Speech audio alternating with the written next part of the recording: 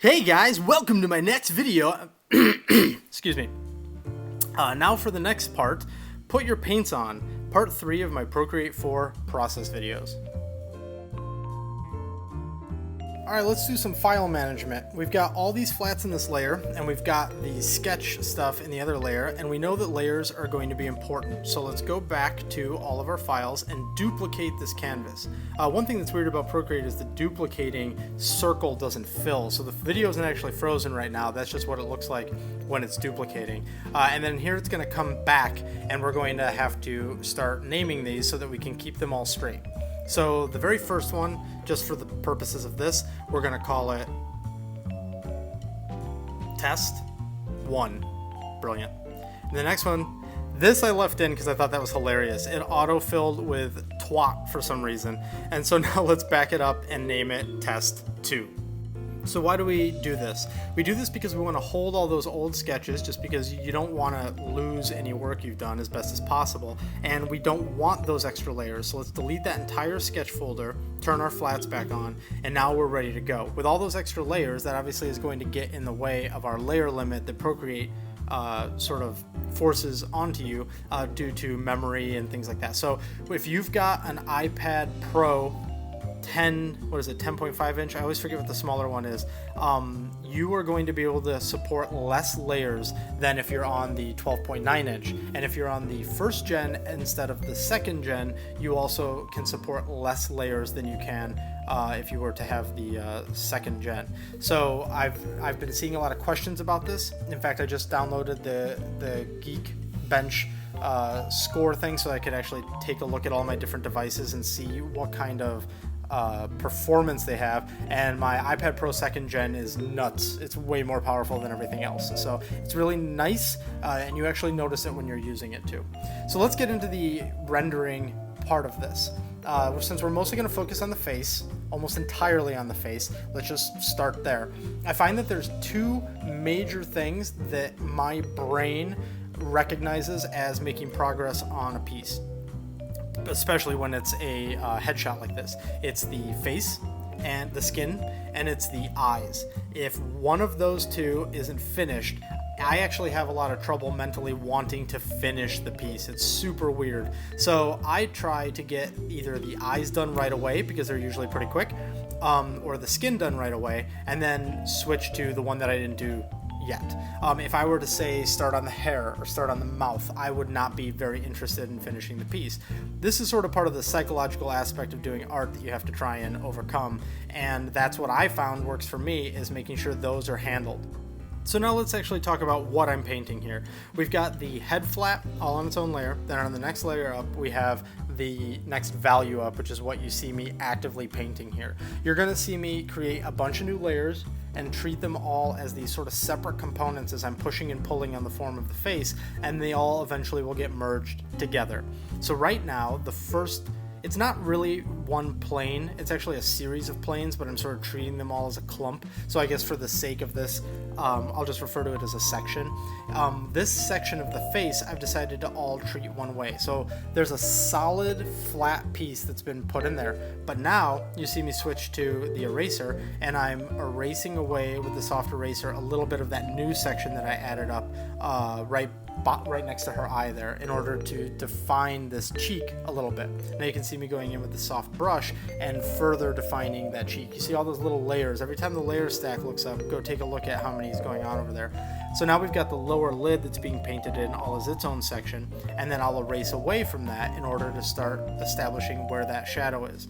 Sometimes I'm painting deliberately with the light, sometimes I'm deliberately painting with the shadow by erasing away, or maybe I'll switch to a darker paint at some point. But that is essentially how I end up building everything across the whole thing. Now, I know that I've covered this in lots of other videos, so if there's something that you feel isn't covered here, I highly recommend going back through some of the other stuff and seeing if I cover it there. Like my Alberto piece shows a lot of rendering stuff, but it's all in time-lapse. I don't think any of that one has any real capture, but that's just more resources. I've got plenty of videos, I think, that show this. It's just this one is a little extra granular.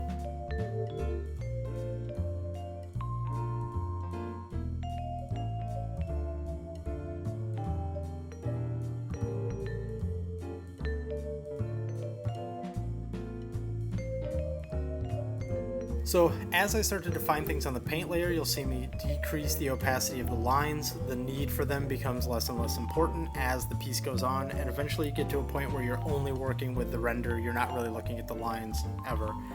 Here I start getting into more of the complexities of using multiple layers.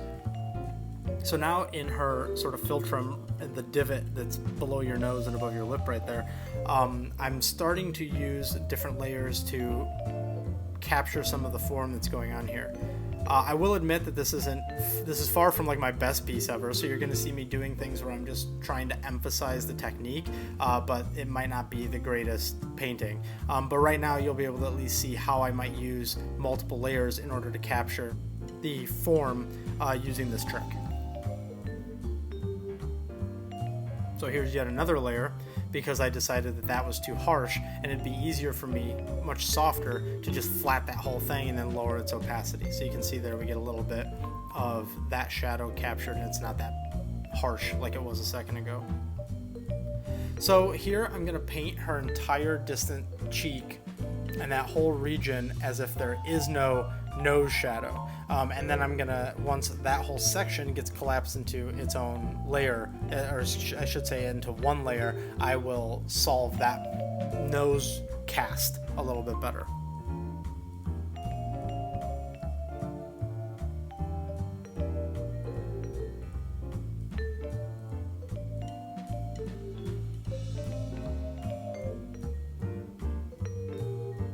So you can see here, just painting it all in flat right now.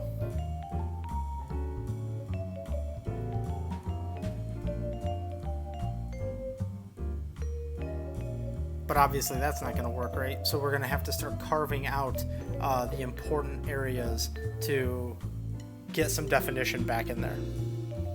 I'm using a big soft eraser now to start pulling back areas where the flat shouldn't extend all the way there. The flatly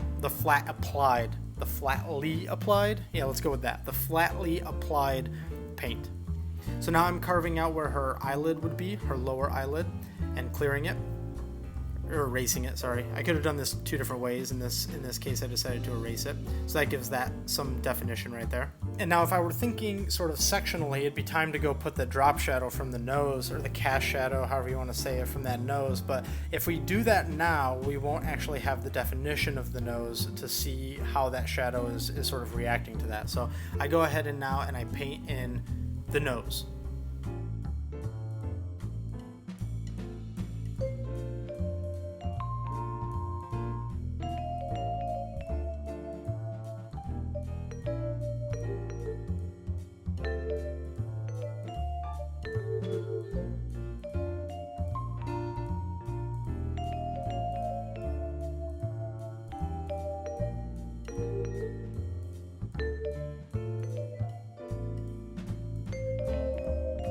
Here you can see where using the different layers gains you some advantage. I can use this soft brush now to erase the side of the nostril without damaging the cheek section. You could also do that if you wanted to by quickly selecting the area, but if you can sort of pre-plan it in, it's just a little bit faster.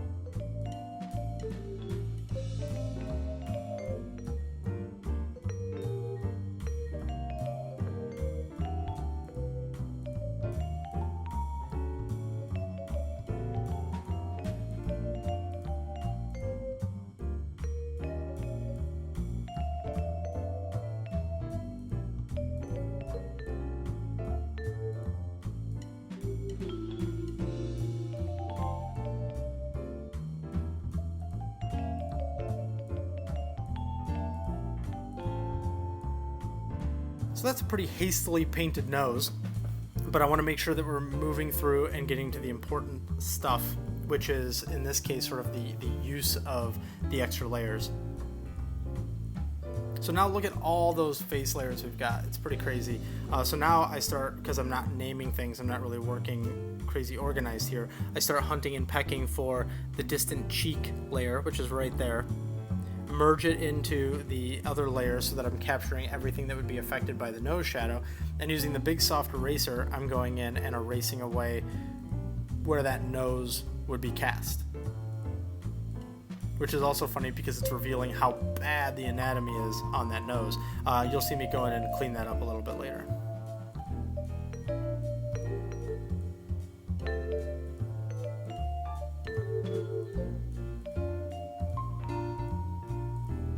So we pinch all those layers together, and now we have one layer there that's representing the next value step up for her face, which in Procreate, you need to do these types of things for sure. I mean, it's always good to have decent layer management, and you never really want to just, like, say, push your computer even if you don't have to. It's just sort of about working smarter, but you absolutely need to be on top of this when it comes to Procreate due to it just having a hard cap on layers. It's kind of funny now, actually, because I went a long time not really working in Photoshop while I was teaching myself Procreate, and it was just really nice to work in Procreate and be able to be wherever I wanted to and work on art. But then when I started doing more Photoshop work again, it was like this weight was lifted off my shoulders when it comes to layer management, which is really nice. It was really nice to go back to that. But then, of course, I'm also chained to a desk, and I can't really, like, get up and be wherever I want to be. I can't, be halfway through a painting and then work on it later when I'm on the train or in a meeting or something like that. So it's nice to not have that layer limit, but at the same time, I have really grown to love this app and the freedom that it gives you. So yeah, everything's got trade-offs. There's no perfect program out there. There's just different programs for different needs, basically.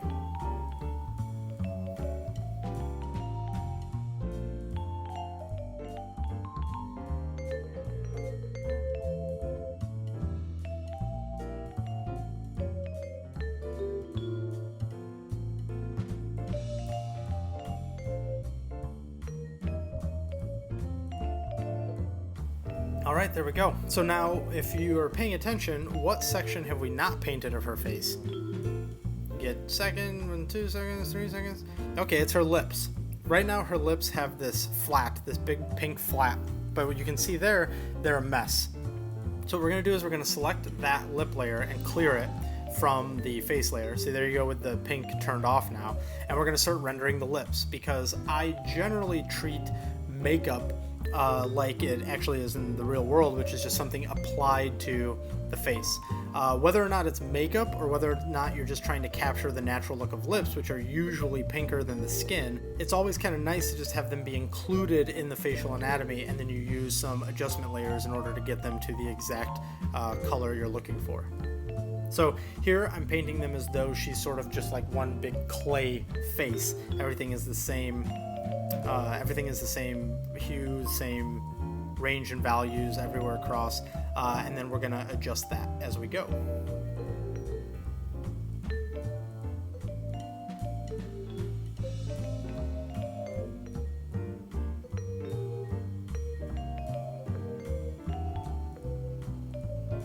Now, some of that definition isn't clear, like from her upper lip into her philtrum, but I know that I'm going to change the color of it, so it's not quite as important. So now we merge all that down into the face, and then we're going to use the actual lip layer to figure out what the rest of this will look like by adjusting that. Now we're going to add in the shadow from her hair. So since it's all on one layer now, we can freely erase away. We're going to add the shadow from her bangs.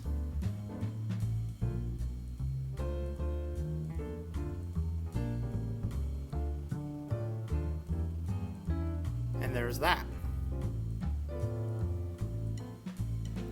Now we turn the lip layer back on, switch it to multiply, lower the opacity on that quite a bit.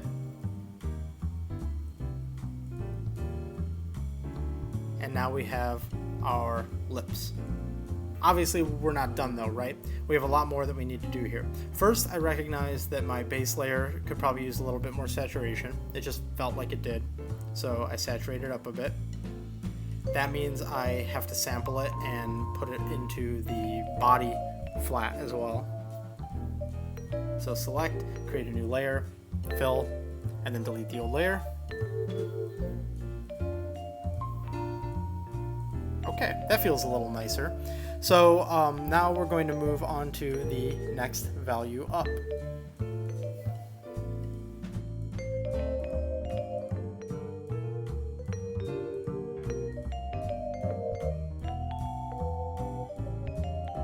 We're going with relatively generic lighting here, so I just sample the skin I've already got, go a little bit warmer, a little bit higher in value, and start painting. Now, we aren't, like I said before, this is a very fast piece. I'm not really trying to learn. I'm obviously trying to teach, I guess, but I'm not trying to learn. So you're not going to see me go for any big risks, and you're not going to see me in this going for anything just wildly creative or like, hey, I've never done this before, let's try it. This is more just about showing a quick sample of how I might build up some of these values and a good trick in the multiple layer method. So that's what you see here, where I've laid down this big chunk of flat paint again, and I'm going in and erasing it in the same arc that her hair casts onto the other one, onto the other layer, and then I'm softening that because of the fall off from her cheek. And so we're just going to keep the painting fairly simple like that. If you're looking for more detailed or more interesting or just flat out better paints from me, I highly recommend you go back through and you find one where the finished product looks super dope, something that you're really into, and try to watch that. Like I said, this is a little bit more on the granular side, but I think that especially if you watch some of this and then go back and look at the other ones, you should be able to pull apart anything that you don't outright understand. So now we're just going in and doing the next layer up. So I'm going to sort of just let the music play here. I'm going to have all the same techniques that I did on the previous layer. We're just up a layer.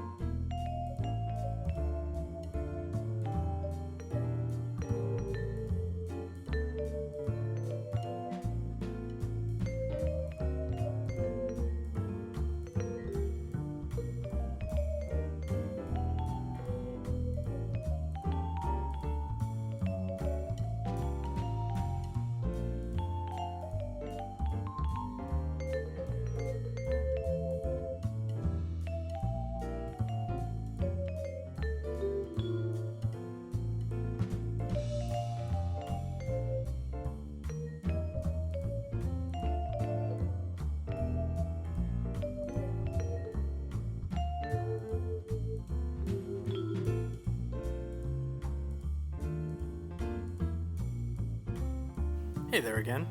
So this is the layer where I feel like things begin to shine. I always feel like that first layer is a bit of a foundational thing. You get the flat and then the first sort of rendered layer. I always find that to be very foundational, and it's almost like eating your vegetables. And then this being the layer where you get to have fun and things start to pop a little bit more.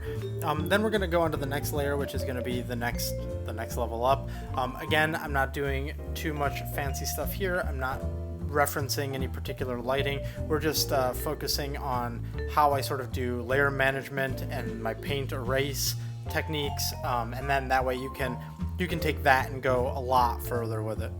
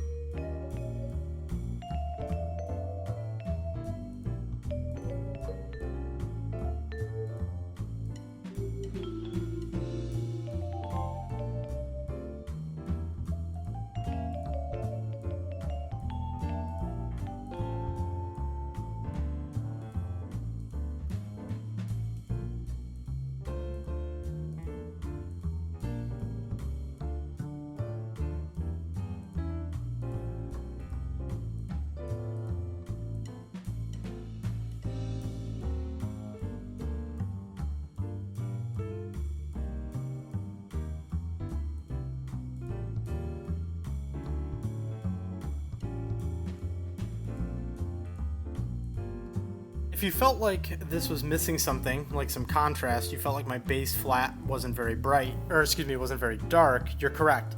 We got to go in now and punch up some areas. So we're going to make the nostril darker. We're going to make some areas in the ear darker. We're going to add some definition into the cast shadow from her hair so that reads a little bit better. And this phase right here is nice. It's similar in the way to that sort of like third stage where it goes flat, first layer, second layer. That second layer, I guess, it's similar to that in the sense that you get to really punch stuff up, add a lot of definition, and that's just really fun, I think. So I always sort of save this for the end, and depending on just how rendered or just how precious I'm being with the way that I'm painting the whole thing, this can have one dark layer, two dark layers. It sort of depends.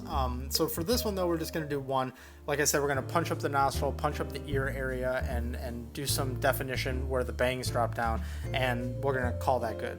Oh, and the distant cheek gets a little bit of a darkening, but it's very, very light.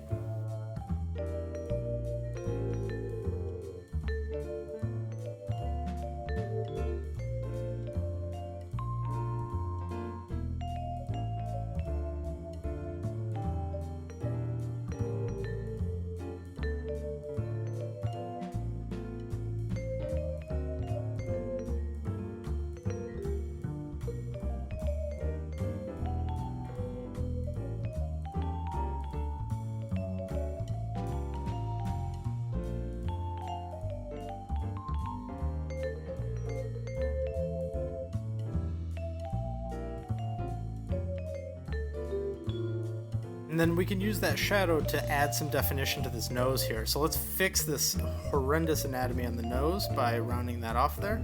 And then this will also punch up that shadow, and it'll push the nose forward a little more. So we'll essentially just put in this hard darkened area because we want to define that nose edge, but then we'll use the eraser to soften it and knock it back just a little bit.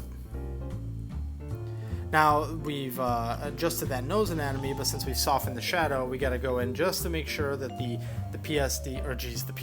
Procreate file is watertight, so to speak. We got to zoom in here and adjust these other layers real quick. And by adjust, I mean erase, so that they're not a huge embarrassment anymore.